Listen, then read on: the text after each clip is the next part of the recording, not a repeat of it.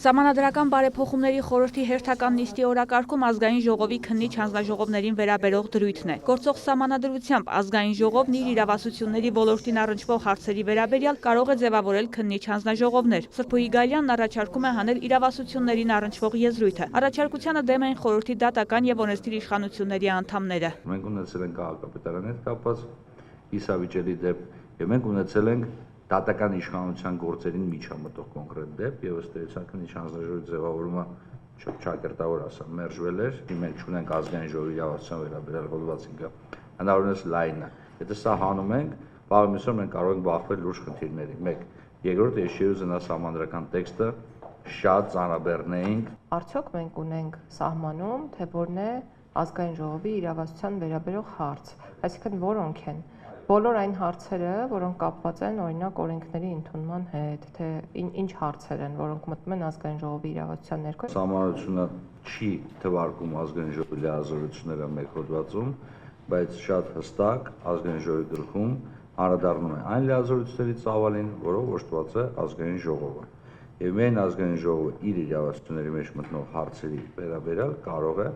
ձևավորել քննիչ հանձնաժողովներ։ Վլադիմիր Վարդանյանի համոզմամբ խորհրդարանը չի կարող օրինակ ուսումնասիրել դատական խորհրդի կայացրած ակտերը։ Դատական իշխանության վիճակը պետք է քննության առարկա դառնա։ Հակառակ համոզմանն է Արթուր Սակունցը։ ԱՄՆ-ի սենատում, երբ որ քննվում էր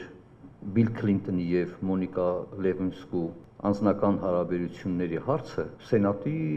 իրավասությունների մեջ չի թե պրեզիդենտում հետա քննում կամ չի քննում։ Քննիչ հանձնաժողովը հասկանա ինչի է հյուսիս-հարավի հետ կապված վարչական գործը, որը դատարանում կա, նիստերը նշանակում կես տարի մեկ, որի արդյունքում ամբողջ հասարակությունը խցանների մեջ է եւ հյուսիս-հարավը չի ավարտվում։ Ով ասել, կներեք, եթե ազգային ժողովը դա չի կարող քննարկի, ով է այդ հարցը քննարկելու։ Ճիշտ է, շատ մտահոգիչ է, բայց դա ազգային ժողովը չի կարող քննարկել։ Դա իր լիազորություն չի, որտեղ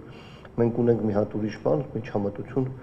եզրույթ ունենք։ Արդարադատության նախարարի պնդմամբ իրենք փորձում են անհրաժեշտ կետերում սահմանադրական երաշխիքներ ստեղծել։ Քննիչ հանձնաժողովի գործիքը այն գործիքն է, որ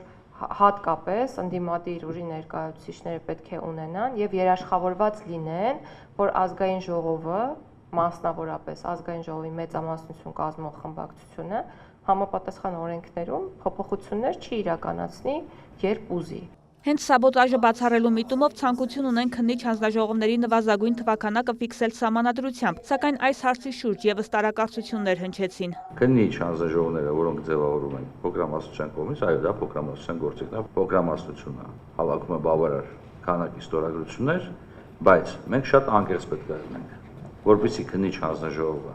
դառնա իրականություն, որպեսզի վերջինս գործի եւ կայացնի որոշում, անհրաժեշտ է, որ խորհրդարանական մեծամասնությունը սատարի այն։ Այո, փոքրամասնությանը պետքա տալ քննիչ հանձնաժողով ստեղծելու իրավասությունը, անկախ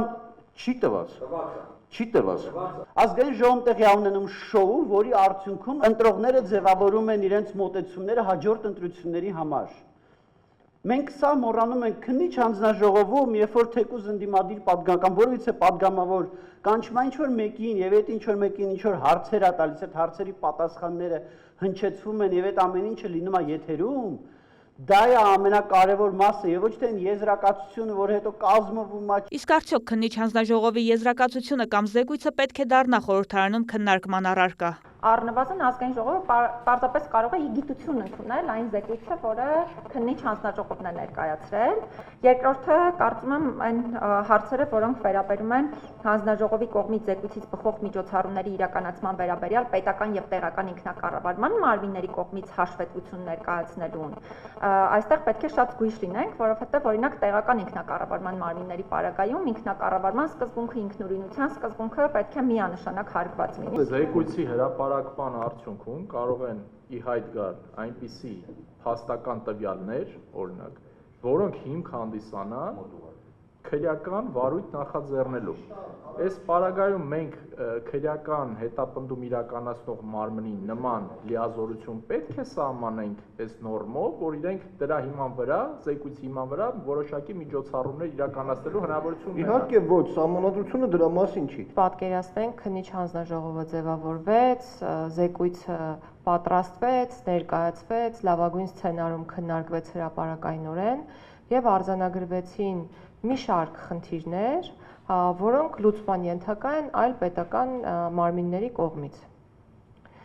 Եթե մենք չենք գրում շարունակություն, հարց է առաջանում, թե ինչպես պետք է հասցեագրվելուց հետո